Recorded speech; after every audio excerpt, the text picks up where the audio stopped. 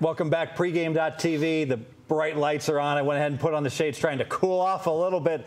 It's hot, but hot NFL action coming up. Miami Dolphins season win over 6.5, lay $1.50. I have a strong opinion, free play on this one. Guys, have you done NFL work so far? Yes, I have. And I was covering it on the radio on Monday with RJ, so I went prepared. I've already been doing a little reading, getting ready, and looked at a couple season win totals. I knew we'd talk about them. Cantor came out with all of them. Yes, they did. Yes, low numbers compared to. That's what I thought. Talk about the bet you took advantage of RJ. You just picked his pocket. That's it. I said, give me the best teams over. I'll go over in New England, over in Denver, and over in San Fran. All at 11. All I got to do is win 2 out of 3. That's our bet. And what's interesting is that one of the odds makers in Nevada actually had put up numbers on these teams at 12 and 12 and a half before. And so what happened, those numbers, I think RJ was thinking, like, historically, you put all these top teams down. Exactly. It's not the case. But if the numbers are deflated instead of inflated, you can't say they're always inflated when they're deflated. And those numbers are deflated. And I took advantage of it. You're going to get the money on that one. Of course, I took advantage. What do you think, Bryan? Yeah, the way to play the top teams under is just wait till the public gets a hold of them. Then there's plenty. That's the only chance you have. Yeah, but it's so the NFL is so top and bottom heavy. You had last year, 8 teams that won 11, 12 games or more. You had 15 teams that won 7 games or less. It's like there's no middle ground. It's either the good teams win, the bad teams lose, and there's no in the middle. So just bet the good teams over. That's it. Keep it simple. But only if you got the good number, of course. Yeah, after everyone bets it up to 12, there's no value if you need 13 to win. But I need 12 to win. 11's a push. These teams got to win 10 games for me to lose. They ain't winning only 10 games. There you go. Bryan, I promised you no movie reference on this video. I thought you were doing the, what's that? Tom Cruise. Risky Funny how we all thought of that. They'd be Ray-Bans, right? It's like vice president of the Spanish club. 3.3 grade point average. That's some nice work there, Joel, but that's just not Princeton material. I agree. I guess University of Illinois it is. No, I feel like that commercial. You know, it's a great commercial with the birds and the guy playing poker. It's like, why am I sweating so much? It's hot. Why did I wear these glasses? You like over 6.5? Why did I pick Miami? I like I couldn't love get it. a read on them. No, I know why. Because Ryan Tannehill's wife. Have you seen her? Amazing. Sometimes you just got to say, yeah, what the heck, Joel? Yeah. No, in all seriousness, let's break this one down. I like the Tannehill thing because you're right. His second year. This is a guy who played 19 starts he only had at quarterback in college. That's it.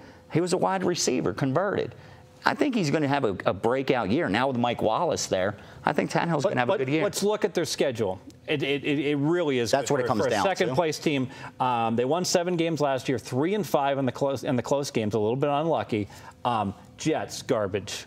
Bills, atrocious, bad organization. Both had a higher than a negative 90 point differential. Right. And Miami only had a minus 29. And won only 1 game more than them. That's unlucky. New England, Cantor, it's either week 14 or 15. Miami hosts New England. Sure loss for Miami. Well, Cantor doesn't think so. They opened that line 2. Only 2. I actually did bet New England minus 2 on that. So it's like a partial hedge on that game. You look at their field games. Second place team, they're like, oh, they're going to get 2 playoff teams. No, they got Indianapolis and San Diego. 2 teams that aren't going to make the playoffs this year. So their field is very manageable. They do get the NFC South. That's unfortunate. But they get the AFC North, which is manageable. And here's the trivia question on the NFL schedules, and everyone's going to copy this. This one's going to be big. Huge. What NFL team gets to stay in their state the entire month of November? I would guess it's probably Miami, since that's where he's brilliant. Play. Miami Dolphins. Wonderful. They do not leave their state the entire. That's beautiful for them. They don't like the cold. Yeah, so that's the fact that they can recharge their batteries and later in the year and just have that that entire month within their home state. One road game at Tampa. This is November? Yeah. My question is, Miami over the last few years has been a better road team than they've been a home team. The home advantage for Miami is the heat at the beginning of the season. So when they're having that advantage in November, it's a disadvantage because they normally get the teams early in the season at home. They're not going to have that this year. They get the advantage late in the year when the snowbirds come in at 70 in Miami, and they're coming in from 30, and they get to, and teams come in. So humidity. I think my only concern about this, I've got one concern, and that is that there's this whole thing about Miami needs a new stadium, and the owner saying, hey, if we can't get one, then potentially we're going to wind up having to leave the state which isn't going to happen. I mean, the Dolphins aren't going to move, but I always worry when I hear that kind of talk. Before we leave on this video, I want to talk about Las Vegas because I have a really strong opinion on this. We're talking about minor league with Cashman Field. I love this town. Outdated. Vegas. I love Vegas, but outdated baseball stadium. It's in a bad part of town. It's just north of downtown. And there's talk we're going to get a new stadium. Where are we going to put this? And I'm going to go ahead and make this pick official if I can. Now let's talk about where Las Vegas's minor league baseball new stadium should be.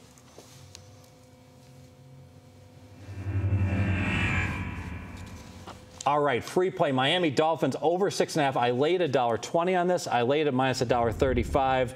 The number keeps going up, but I'm confident this is a winner. Miami's going to win 8 games this year. This is the one game of all the season win numbers that I really think Cantor went ahead and dealt too low and take advantage of it here. I know we're tying up the money for 6 months, and someone said to me, they're like, oh, well, that bet probably has a $40 expectation. Yeah, more like a $1,200 expectation to it. I mean, it's really going to be strong. If you wanted, you could have just scalped it. I've got great choices to scalp it right back. I think this closes 7.5 on the Dolphins.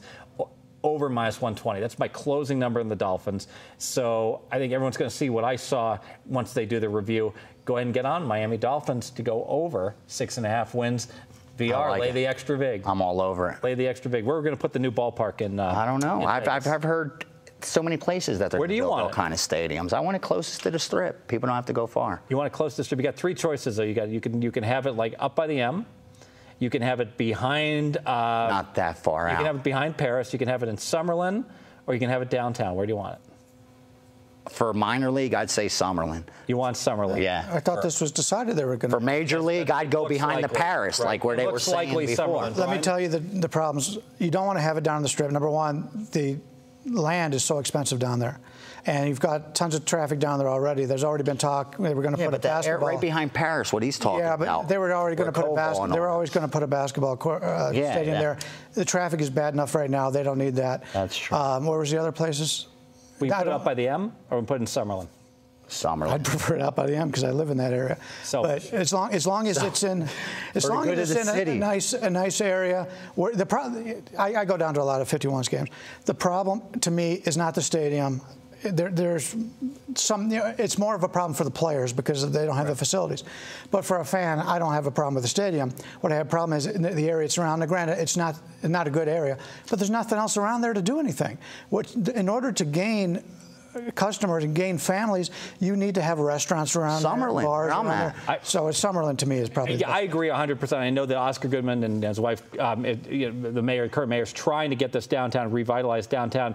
But let's face it, AAA baseball. You want to bring your family. You want to feel safe, and it's not about safety. It's about a feeling of security and the fact that you're holding your kid's hand, you're taking them in the game. You don't want to hear people cursing. You don't want to see homeless people. Daddy, what's that? I mean, people. You know how people riot. You know how middle class people riot against this. Trying to clean your window while you're at the red light. They riot by never coming back. That's how the upper middle class riots. Don't put a minor league baseball team downtown. Put it in Summerlin, have a great experience that the entire city can be proud of in a ballpark versus sacrificing the baseball experience to try to help downtown. That's all wrong in my opinion. I'll cut the ribbon if they come. Absolutely. So hopefully that they make it happen. Bring it to Summerlin. It's in Summerlin.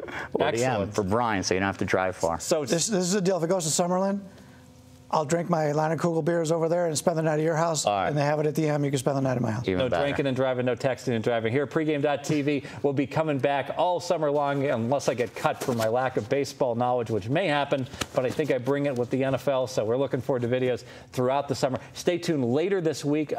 Marco D'Angelo, 3.5forks.com, and Ken Thompson will be back to be breaking down games for the weekend. Pregame.tv. Thanks for joining us.